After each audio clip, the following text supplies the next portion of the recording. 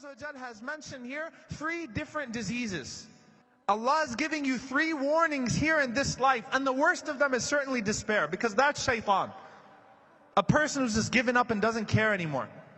Allah gives you 3 warnings here. The first warning, don't despair.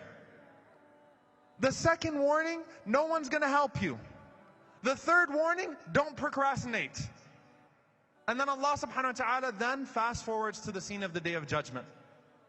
أن تقول نفس يا حسرة على ما فرطت في جنب الله وإن كنت لمن الساخرين.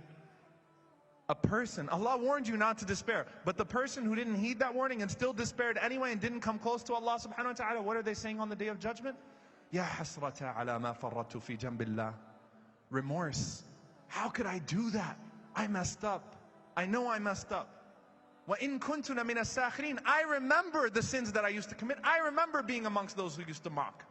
I remember that. I'm not denying anything. He's despairing on the Day of Judgment too.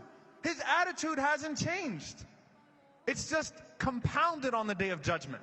An attitude of despair. An attitude of, I know I'm messing up, but I'm not doing anything about it because I can't get any better. It's like the bum on the street, right? Get up, change.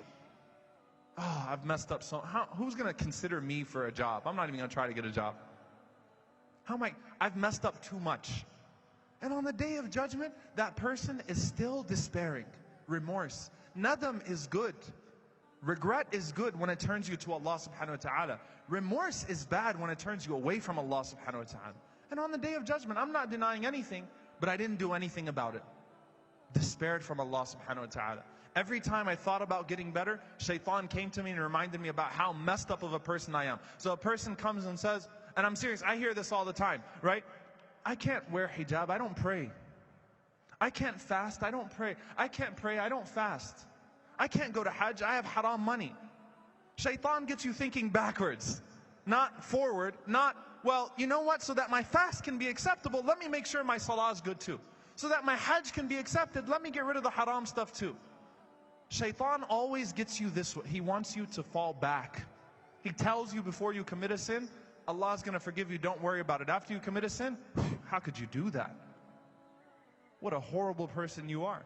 No hope. And on the Day of Judgment, that person is still beating himself up. Hasra.